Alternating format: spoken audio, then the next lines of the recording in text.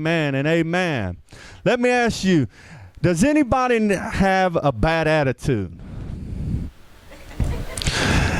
All right, that was a trick question. Everybody, whoa, wait.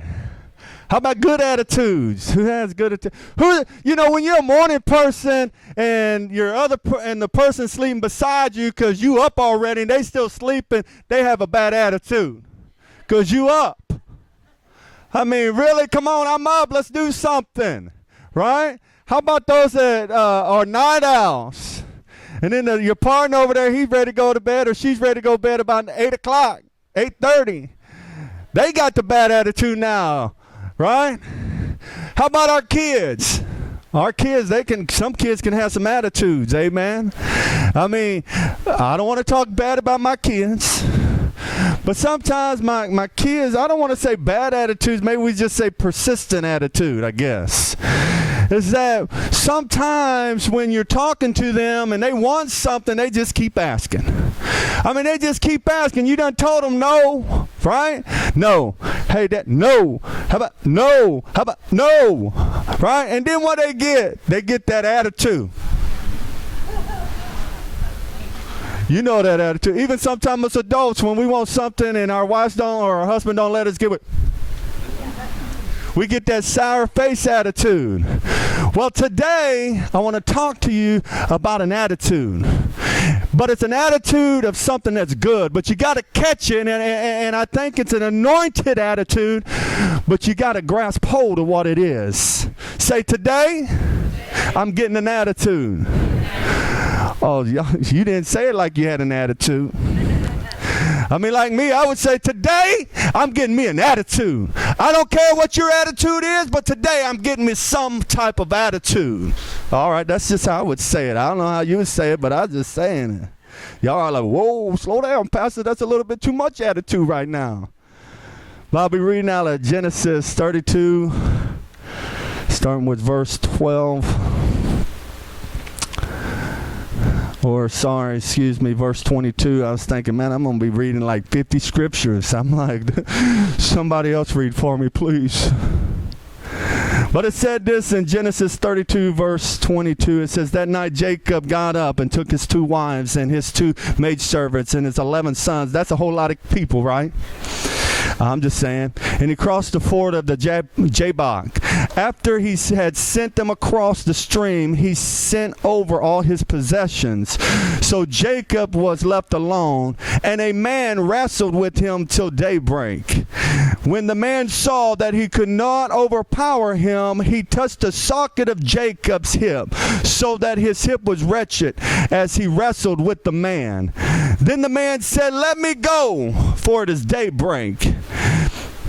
And Jacob replied, I will not let you go unless you bless me. See, I want to make a point here that he said, you bless me. He didn't limit what God, the man of God, it was God himself. I'm just going to tell you right off, that was God. He wrestled with God. And that he didn't limit God to a blessing. He didn't limit God to just a financial blessing. He didn't limit God to a physical blessing. He said, just bless me. See, when you put a stipulation on God, you're holding him back. But he wants so much more than that. I mean, and then the man asked him, what is your name? He said, Jacob, he answered. Then the man said, your name will no longer be Jacob, but Israel, because you have struggled with God and with men and have overcome. And Jacob said, please tell me your name. And he replied, why do you ask my name? Then he blessed him there. See, it didn't tell him what type of blessing he got, but you knew he was blessed. See, it was because Jacob came face to face with God. He refused to let him go until he received the blessing. See, sometimes when you come face to face with God, you refuse to let him go until he blesses you. See, it was his face-to-face encounter with God that changed him. He was no longer called the heel catcher or the deceiver. That's what Jacob means. But instead he became a God's fighter, or he struggled with God. We have to have an attitude like Jacob that says, I refuse to let you go until you bless me. That's the type of attitude I'm talking about tonight. We have to have a refuse to attitude. I refuse attitude. See, Jacob refused to let go of God until he blessed him. And see, Jacob, let me tell you, Jacob, he didn't need another blessing. Do you think? I mean, in our terms, the man was, first of all, he was already blessed by his father. He had the firstborn, even though he stole it from his brother. But his brother, he said he didn't care what it was, but it was important. I'm going to tell you. So he was already blessed. And then if you read in the scriptures in verse 12 there, that it talked about how he was over anxiety of meeting Esau, because Esau and him were kind of at odds. I mean, wouldn't you? He stole the blessing. You know what I mean? It was kind of one of those things. But he reminded God out of his anxious, he reminded God the promise he made him was that God will surely make Jacob prosper and will make his descendants like the sea of the sand, which cannot be counted. So in our terms, he didn't need another blessing. But in Jacob's terms, let me tell you what he said. Hey, God, you bless me here. God, you bless me here. But God, I refuse to let you go until you bless me here. Oh, some of y'all didn't catch that, so I'm going to come back on this side. In Jacob's terms, see, some of us, we think that some people are blessed beyond that they don't need another blessing, but I'm going to tell you it didn't matter, because sometimes we look at blessings just financially. But I'm going to tell you a blessing comes more than just financials. Amen. Jacob, he did have 11 sons, and he had a wife, and he sent his possessions over. But you know what? He said, God, you bless me here. You bless me here, but I refuse to let you go until you bless me here. I don't care what the blessing is. I'm not going to limit you, God, what you can do. But I'm going to tell you, I ain't leaving, and I'm not letting you go until you bless me. Jacob refused to let God go until he blessed him. Some of us are like, need to be like, God, I know that you blessed me and you healed my marriage. God, I know that you blessed me and you provided this job for me. God, I know that you blessed me and provided a healing in my sick body. But God, I refuse to let you go until you bless me in this situation. See, it's the refused attitude. And let me make this statement. I didn't say confused attitude. It's a refused attitude. Refuse means to decline to accept. I'm going to tell you, I decline to accept anything less than what God has in store for me. I decline to accept anything less than what God has spoken over my life. I decline to accept anything less than what God has shown me and where he's taken me. I decline to accept anything less. You have to have that type of refused attitude. I decline to have anything less. Number one point, you have to refuse to give up on your purpose. It doesn't matter where life takes you, but you have to say, I refuse. You have to have an attitude of refusal to say, I refuse, that don't matter what my situation is, I'm still going towards my purpose.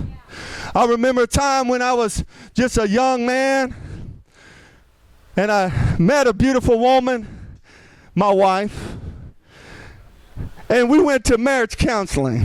And I'm going to tell you, marriage counseling is good if you have the right counsel.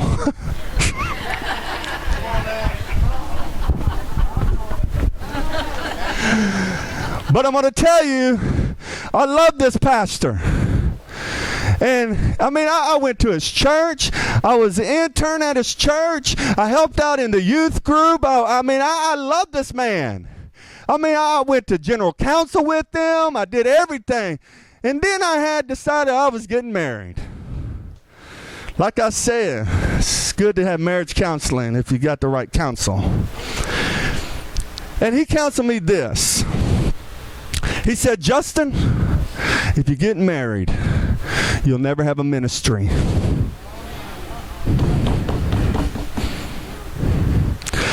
But guess what? I refused. I had a refusal attitude. I refused to listen to somebody's negativity that says that if I got married, I wouldn't have a ministry. Well, guess what? I've been married for 18 years. I didn't say it was all happy-go-lucky, but I've been married 18 years. And we're together, and we're going to go through all this stuff.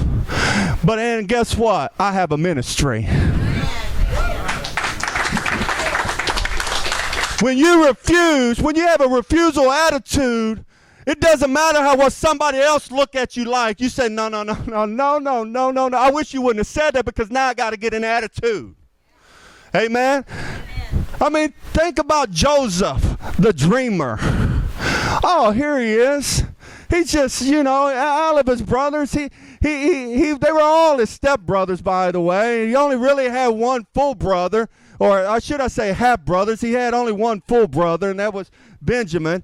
And they were upset with him because the dreamer had a dream. And the dream was that one day that his brothers would bow down to him. And guess what the brothers did? They didn't like that. Not the dreamer. Here comes the dreamer. I mean, the man, let me tell you his situation. The man was sold into slavery twice. First of all, they plotted to kill him, but God rose to the top and they sold him into slavery twice. He was accused of being a sex offender, as a rapist. He was thrown in jail. He became a prisoner. And I'm going to tell you, most people, if that happened to them, they would just be defeated. And by the way, he was forgot about until one day. Say one day. And through his trials, through his tribulations, through the things that were going through in his life, guess what? He always rise to the cream of the crop. Even when he was in a prisoner, he still was favored by the chief guy that was over the prison. He had a refusal attitude that he said, you know what, God, you gave me a dream. That it doesn't matter if they threw me in a well. It doesn't matter if they threw me into slavery. It doesn't matter if they accused me of being a rapist. It don't matter if they threw me into prison. God, you gave me a dream. And I refuse. And I'm going to continue on the path that you take me. I'm going to get to the purpose that you have for me. God, it doesn't matter if my family has disowned me. I refuse to give up on my purpose. God, it doesn't matter if my health is failing. I refuse to give up on my purpose. God, it doesn't matter if my bank account shows negative. I refuse to give up on my purpose. God, it doesn't matter what people think about me, but I can't do it, but I'm going to tell you I'm not going to give up on my purpose. God, it doesn't matter what the odds are against me, but I ain't going to give up on my purpose. And I'm going to tell you why you can't give up on your purpose. Why you need this type of attitude. Because just like Joseph, people are counting on you. People are counting on you to get to a place so that God can get them to a place so that God can save them. It was through Joseph that not only did he save his family, but he saved the whole nation. Even a nation that was against him, that had accused him, that it was through the grace of God that brought him to a purpose, even though he had to go through, excuse my language, some hell. But he refused. And he got on and he says, I'm going. And guess what? Because he kept on, his brother and the nation was saved. God needs you to have that refusal attitude because he needs to get you to a place so that you can touch somebody else's life. Amen? I know I'm getting excited. Number two, you have a refusal attitude that you ain't going to stop praying. See, a lot of us, we're looking for that quick manifestation society. We live in the microwave society. I'm going to tell you maybe maybe it was last Thanksgiving or 2 Thanksgiving ago. I was in charge of making the Thanksgiving stuffing. And I was like, okay, so I went and bought Jiffy cornbread. I knew I can do Jiffy cornbread and all that. You know what my mama say? That's not how you do that. And she gave me this recipe. I had to make my own cornbread. I'm like, man, this is going to take forever. I mean, it's just cornbread. Jiffy got good cornbread. But it wasn't mama's cornbread.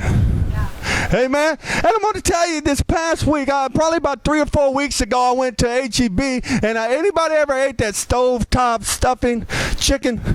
Okay, so I ain't never ate that until last week. And I read the directions, and it was like boil some water, get it hot, throw it in there, and then so I'm thinking mama's stuffing, right? I'm thinking, man, it's going to take forever. I got the water boiling, I put that stuffing in there, and it started like just coming up, like boom, it was there. And I was like, oh Lord, this was easy. I turned it off and let it set. See, that's the mentality we have. When we get to praying, we just want it boom like that. A 5-minute prayer, God, you're going to answer. But you have to refuse not to stop praying. Amen. Luke 18:1-5, it says, then Jesus told his disciples a parable to show them that they should always pray and not give up. And he said, in a certain town there was a judge that neither feared God nor cared what people thought. And there was a widow in the town who kept coming to him with a plea. Grant me justice against my adversary. For some time he refused, but finally he said to himself, even though I don't fear God, or I care what people think, yet because this widow keeps bothering me, I will see that she gets justice, so that she won't eventually come and attack me. It was her refusal attitude that got the king to change her mind. We have to have that refusal attitude. That I refuse to stop praying for my husband.